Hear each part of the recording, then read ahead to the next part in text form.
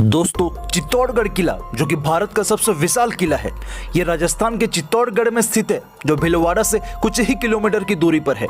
ये एक विश्व विरासत स्थल है। चित्तौड़गढ़ 1568 तक मेवाड़ की राजधानी थी और इसके बाद उदयपुर को मेवाड़ की राजधानी बना दिया गया। इस किले की स्थापना सिसोदिया वंश के शासक बप्पा रावल ने की थी। चित्तौड़गढ़ का इतिहास इस किले की तरह ही हजारों साल पुराना है।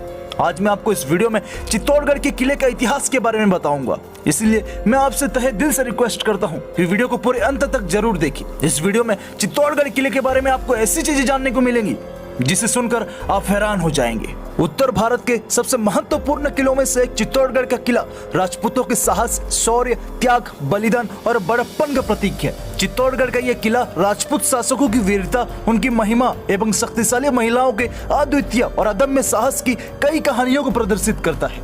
चित्तौड़गढ़ किला का निर्माण 7वीं शताब्दी में चित्रांगद मौर्य के द्वारा करवाया गया था। सबसे विशाल और बड़े होने के साथ साथ ये किला राज्य का सबसे प्राचीनतम किला है और इस किले को चित्रकूट नामक पहाड़ी पर बनाया गया है। यह राज्य का दक्षिण पूर्वी द्वार है। इसके बारे में कहा जाता है कि गढ़ तो गढ़ चित्तौड़गढ़, बाकी सब गढ़ैया। यहाँ गढ़ का मतलब है किला, यानी किलों में सबसे बड़ा है चित्तौड़गढ़ किला। राजस्थान के मेवाड़ में गुहिल राजवंश के संस्थापक बप्पा रावल ने अपनी अदम्य शक्ति और साहस से मौर्य साम्राज्य के अंतिम शासक मानमोरी को युद्ध में हराकर करीब 8वीं शताब्दी में चित्तौड़गढ़ पर अपना अधिकार कर लिया और करीब 724 ईस्वी में भारत के इस विशाल और महत्वपूर्ण किले की स्थापना की। चित्तौड़गढ़ का किला भारत के सबसे बड़े और ऐतिहासिक किलों में से एक है और उससे भी कहीं ज्यादा रोमांचक है इस किले का इतिहास। चित्तौड़गढ़ का किला 180 मीटर की ऊंची पहाड़ी पर बना है।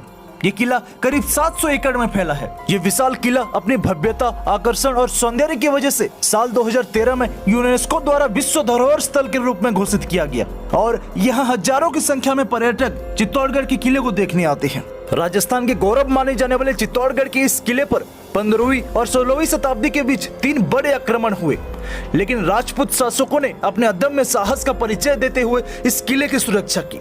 इस किले पर पहला आक्रमण किया था अलाउद्दीन खिलजी ने और ये बात है साल 1303 ईसा पूर्व की।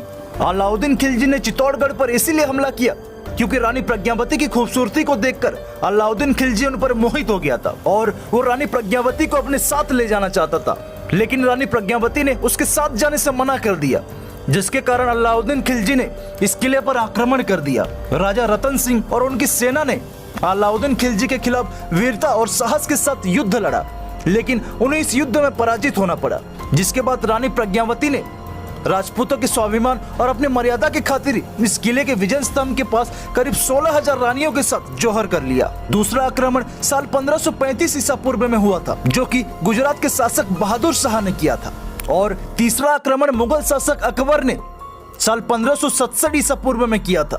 उन्होंने चित्तौड़गढ़ पर हमला करके अपना अधिकार स्थापित कर लिया था। चित्तौड़गढ़ पर कई बार मुस्लिम आक्रमणकारियों ने भी आक्रमण किए और जब जब चित्तौड़गढ़ परास्त हुआ तब तब वहां की वीरांगनाओं ने अपनी आन, बान और शान को बचाने के लिए जौहर का रास्ता चुना। आपको बता दें कि जौहर का मतलब होता है आत्मदाह, यानी आग में खुद को जलाकर मार डालना। चित्तौड़गढ़ में कुल मिलाकर 3 बार जौहर किया गया था।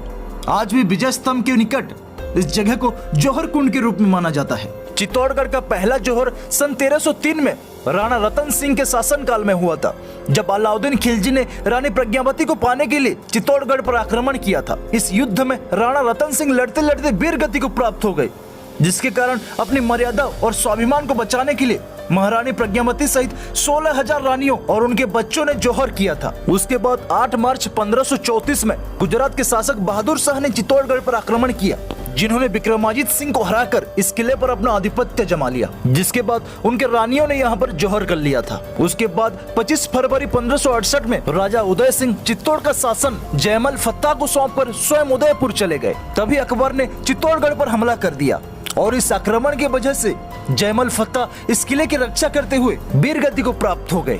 इसके बाद पत्ता सिसोदिया की पत्नी फुल्का के नेतृत्व में राजपूत स्त्रियों ने यहाँ पर जौहर कर लिया था। फिलहाल के समय में इस जौहर कुंड को मिट्टी से भर दिया गया है, क्योंकि इस कुंड से भयानक आवाजें लोगों को सुनाई देती थी, जैसे कि महिलाओं का चिल्लाना, चीखना। ऐसे भयानक आवाजें इस कुंड से आती थी, जिस वजह से इसे मिट्टी से भर दिया गया। दोस्तों, यह है चित्तौड़गढ़ का पूरा इतिहास। हमारे इतिहास से जुड़ी ऐसे ही अमेजिंग जानकारी के लिए मैन टू फैक्ट चैनल को फॉलो और सब्सक्राइब करना मत भूलिएगा।